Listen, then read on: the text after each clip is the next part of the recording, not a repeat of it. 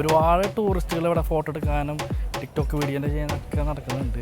ദുബായിലുള്ള ആൾക്കാരൊക്കെ തീർച്ചയായിട്ടും നിങ്ങൾ ഈ സ്ഥലം എന്തായാലും വന്ന് കാണണം. അത്രയ്ക്ക് അടിപൊളിയായിട്ടുള്ള സ്ഥലം. പഴയകാല അറബികളുടെ ജീവിതവും അവർ വളർന്നു വന്ന സാഹചര്യവും സംസ്കാരവും പൈതൃകവും എല്ലാം ഓർമ്മപ്പെടുത്തുന്ന രീതിയിലാണ് ഈ സ്ട്രീറ്റ് ഡിസൈൻ ചെയ്തിരിക്കുന്നത്. അയ്യോ വമ്പൻ സെറ്റപ്പ് ഇട്ടാ, ഡീറ്റെയിൽ ആയിട്ട് ഇതിന്റെ വിള്ളലുകൾ കാര്യങ്ങളൊക്കെ പഴയ. ഇതിനകത്ത് നിൽക്കുമ്പോൾ ശരിക്കും നൂറ്റാണ്ടുകൾക്ക് മുമ്പുള്ള കാലഘട്ടത്തിലേക്ക് പോകുന്ന ഒരു ഫീലാണ്. അതിന് ചാരിക്കരിക്കാം ഒപ്പളം ഇങ്ങനെയൊക്കെ ഇരിക്കാം. പുരാവസ്തുക്കളൊക്കെ ഇഷ്ടപ്പെടുന്ന ആൾക്കാർക്ക് പൈസ കൊടുത്ത് നമുക്ക് ഇവിടെ വന്ന സാധനങ്ങൾ പർച്ചേസ് ചെയ്യാം. ഏകദേശം 50 മുതൽ 100 വർഷം. ഞാൻ തന്നെ ഇവിടെ വന്നതിൻ്റെ ഒരു ഓർമ്മയ്ക്കായിട്ട് ഹോങ്കോങ്ങിൻ്റെ ഒരു കോയിൻ വാങ്ങിച്ചിട്ടുണ്ട്. വൈഫില്ല, ഐ ആം സിംഗിൾ പസംഗ. नो गर्लफ्रेंड जाता पाकिस्तान जाना. आपका नाम क्या है? अब्दुल हकीम. 50 dirham.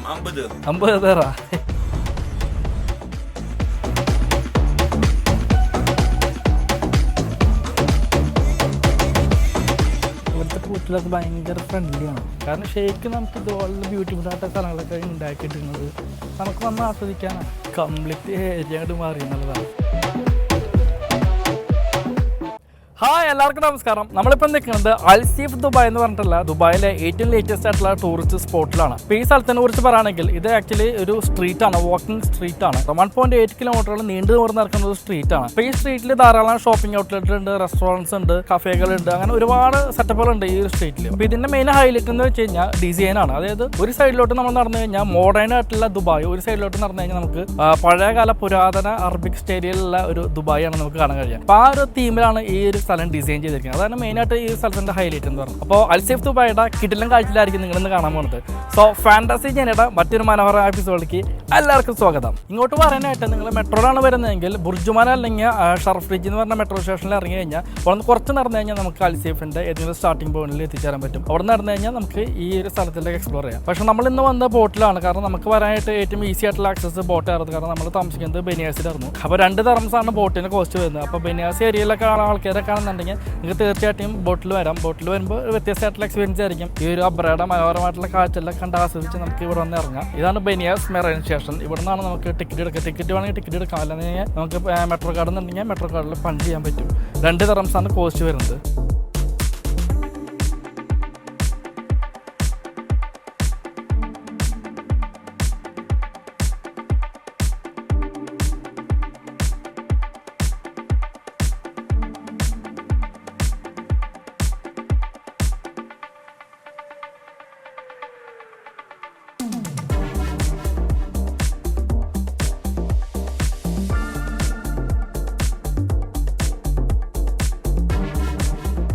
സോ നമ്മൾ ബോട്ട് ഇറങ്ങിയത് ഇവിടെയാണ്. വിന്റേജ് ദുബായും മോഡേൺ ദുബായും കൂടിച്ചേർന്ന ഒരു ബ്ലെൻഡിങ് പോയിന്റ്. നമ്മളിപ്പോൾ പതുക്കെ അവിടെ നിന്ന് നടന്ന് ഓൾഡ് ദുബായുടെ സ്റ്റാർട്ടിംഗ് പോയിന്റിലേക്ക് എത്തിയിരിക്കുകയാണ്. ഇത് നമുക്ക് പതുക്കെ ഇവിടുത്തെ കാഴ്ച കണ്ടുകൊണ്ട് തിരിച്ചങ്ങോട്ട് നടക്കാം. ഏകദേശം 1.8 കിലോമീറ്റർ ആണ് ഈ ഒരു സ്ട്രീറ്റിന്റെ ലെങ്ത്. ദുബായെ സംബന്ധിച്ചിടത്തോളം അത്യാധുനികമായ നിരവധി ആഡംബര കെട്ടിടങ്ങളും ഷോപ്പിംഗ് മാളുകളും ഉണ്ട്. എന്നാൽ തങ്ങൾ വളർന്നു വന്ന സംസ്കാരത്തിനും ചരിത്രത്തിനും ഒരു പ്രത്യേക സ്ഥാനം അവർ കൊടുക്കാറുണ്ട്. അതിനുദാഹരണമാണ് ഈ കാണുന്ന സ്ട്രീറ്റ്.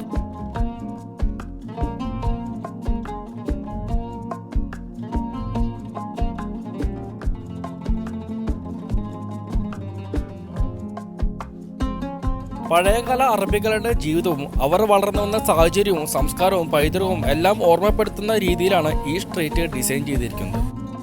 നൂറ്റാണ്ടുകൾക്ക് മുമ്പ് ഉരുക്കളും ധോക്കളും എല്ലാം നങ്കൂരമിട്ടിരുന്ന ദുബായിയുടെ ഒരു പ്രധാന വാണിജ്യ കേന്ദ്രമായിരുന്നു ഇവിടം. ആ പഴയ അറബി നഗരത്തിന്റെ ഓർമ്മപ്പെടുത്തലൊന്നാണ് ഈ ഒരു ഓൾഡ് ദുബായിയുടെ നിർമ്മാണം.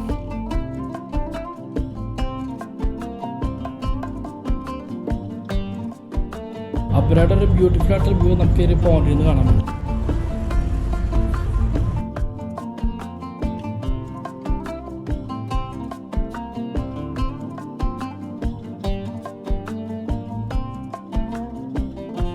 ഇന്നീ സ്ട്രീറ്റിൽ ഒരുപാട് ബ്രാൻഡഡ് ആയിട്ടുള്ള ഷോപ്പിംഗ് ഔട്ട്ലെറ്റുകളുണ്ട്, റെസ്റ്റോറൻറ്റുകളുണ്ട്, കഫേകളുണ്ട്, 3 സ്റ്റാർ ഹെറിറ്റേജ് ഹോട്ടലുകളുണ്ട്. ഇതെല്ലാം തന്നെ ആ പഴമയെ ഓർമ്മപ്പെടുത്തിക്കൊണ്ട് കംപ്ലീറ്റ്ലി ഒരു വിന്റേജ് സ്റ്റൈലിലാണ് നിർമ്മിച്ചിരിക്കുന്നത്. തലവെത്തിക്കൊണ്ട്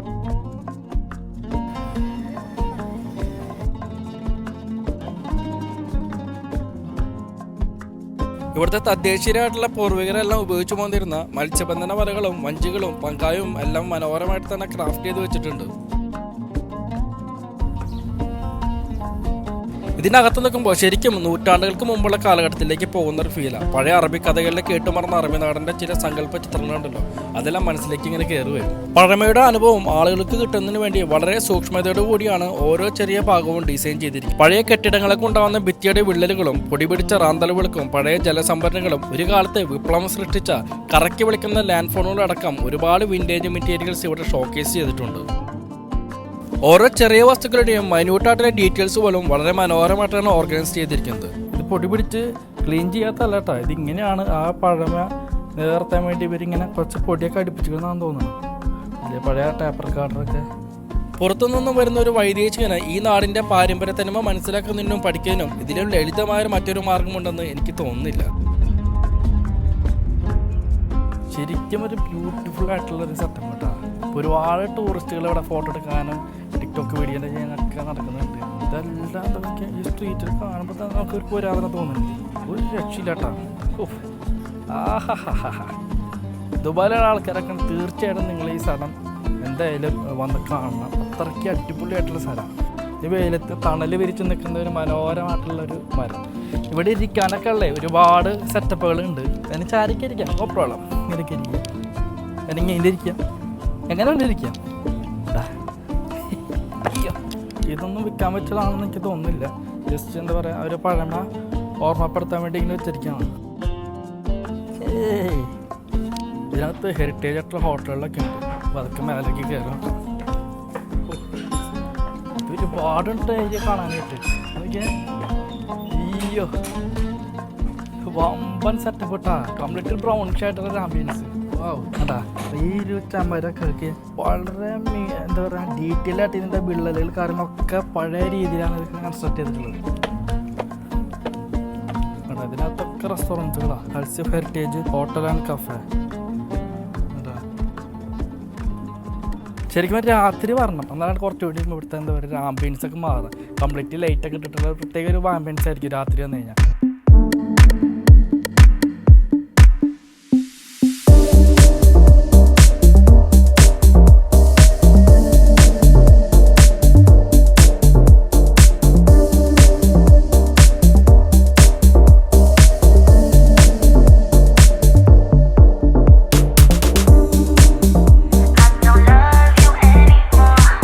നമ്മളങ്ങനെ നടന്ന് ഇവിടെ ചെറിയൊരു ആൻറ്റിക്സ് ഒക്കെ വെക്കുന്ന ഒരു ഷോപ്പിൻ്റെ ഫ്രണ്ടിലെത്തി. അത്യാവശ്യം വലിയൊരു ഷോപ്പാണ്. മിക്ക സാധനങ്ങളും പുറത്തോട്ട് ഇറക്കി വെച്ചിട്ടുണ്ട്.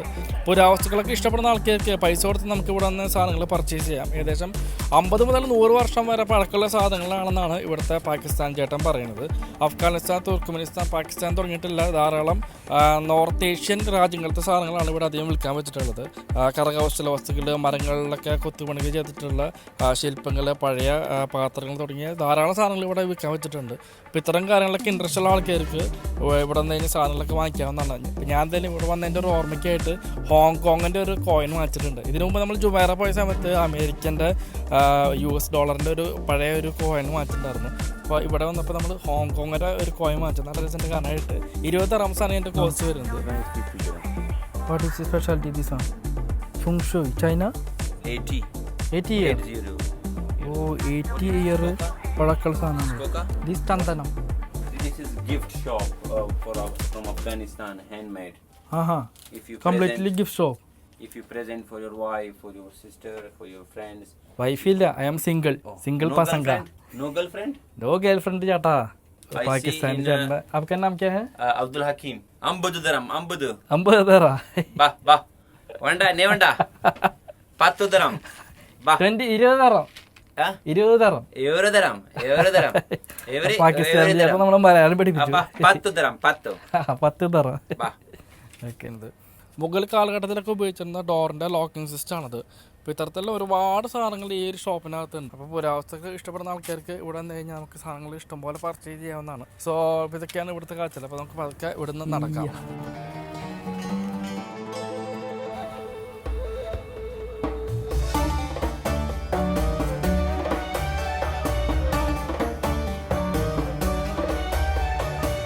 യൂറോപ്പിലെ വെനീസിനെ ഓർമ്മപ്പെടുത്തുന്ന വെള്ളത്തിലേക്ക് ഇറക്കി നിർമ്മിച്ച കെട്ടിടങ്ങളാണ് അധികവും. കെട്ടിടങ്ങളുടെ അടുത്തേക്ക് ബോട്ടുകളിൽ വരാനുള്ള സൗകര്യവുമുണ്ട്.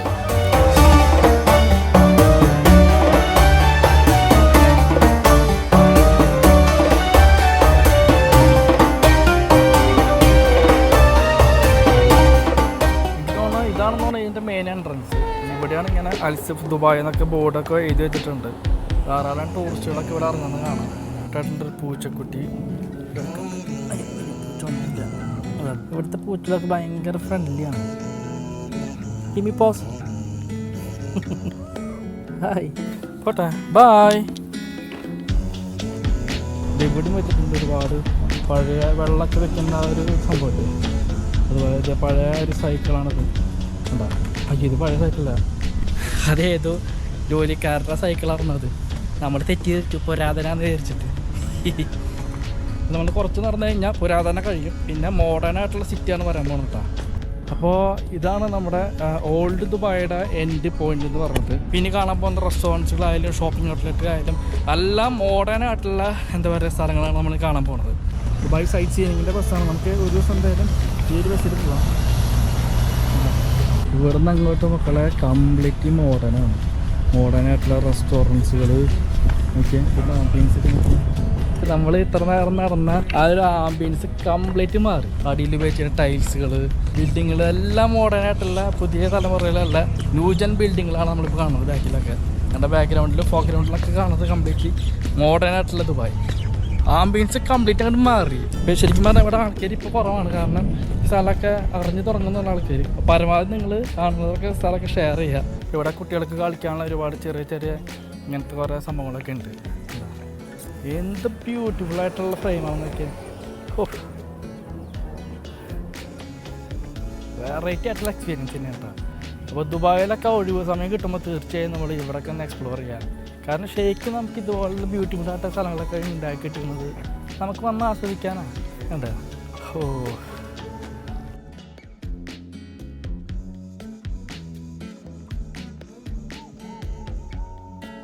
കംപ്ലീറ്റ് ഏരിയ അങ്ങോട്ട് മാറി എന്നുള്ളതാണ്. ATM ഉണ്ട് ഇവിടെ. ഇതില്ലാത്ത സംഭവങ്ങളൊന്നും ഇല്ല. എല്ലാം മനോഹരമായിട്ടുള്ള മരം. ഇത് ശരിക്കും ഒരു അടിയിൽ മണ്ണ് ഇട്ടിട്ടുണ്ടെന്ന് തോന്നുന്നു. മണ്ണ് ഇട്ട് അതിൻ്റെ മേലെ വുഡ് ടൈൽ ചെയ്തിരിക്കുക.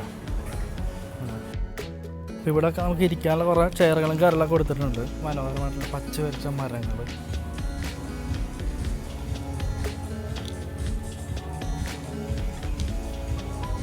ഈ ടൈൽസിൻ്റെ ഉള്ളിൽ നിന്നാണ് ശരിക്കും പറഞ്ഞാൽ വെള്ളം വരുന്നത്.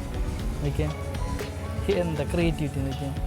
നമ്മുടെ കിണറ്റിൽ നിന്നൊക്കെ ഉറു വരണ പോലെ ടൈൽസിൻ്റെ ഉള്ളിൽ നിന്ന് ഇങ്ങനെ വെള്ളം വരുന്ന സെറ്റപ്പ് എല്ലാം നാച്ചുറൽ പോലെയാണ് ഇവരിങ്ങനെ ക്രിയേറ്റ് ചെയ്തിട്ടുള്ളത്. ഇവിടെ വരെയാണ് നമുക്ക് എന്താ പറയുക അൽസീഫ് ദുബായിയുടെ എൻഡ് എന്ന് പറയുന്നത്. നമ്മൾ ഏകദേശം അപ്പോൾ 1.8 കിലോമീറ്റർ നടന്നു ഇന്ന്. സോ അൽസീഫ് ദുബായിയുടെ കിട്ടില്ല കാഴ്ചകളാണ് നമ്മൾ ഇത്ര കണ്ടിട്ടിരുന്നത്. സോ നമ്മുടെ യാത്ര ഇപ്പോൾ നമ്മളിവിടെ വെച്ച് അവസാനിപ്പിക്കാനുള്ള പരിപാടിയിലാണ്. അപ്പോൾ ഇതുപോലത്തെ കിട്ടില്ല കാഴ്ചകളൊക്കെ ആയിട്ട് നമ്മൾ അടുത്തൊരു മനോഹരമായിട്ടൊരു എപ്പിസോഡിൽ വീണ്ടും വരും. അതുവരെയ്ക്ക് എല്ലാവർക്കും tata bye bye see you. പിന്നെ ചാനൽ സബ്സ്ക്രൈബ് ചെയ്യാത്തൊരു ചാനൽ സബ്സ്ക്രൈബ് ചെയ്യാൻ മറക്കരുത് കേട്ടോ. രാത്രി വന്നു കഴിഞ്ഞാൽ ഇതിനേക്കാളും നല്ല അടിപൊളി ലൈറ്റും കാര്യങ്ങളൊക്കെ ആയിട്ട് കുറച്ച് ആൾക്കാരായിരിക്കും. ഞങ്ങളന്ന് രാത്രി വന്ന സമയത്ത് നിറച്ച് ആൾക്കാരൊന്നും ഇവിടെ.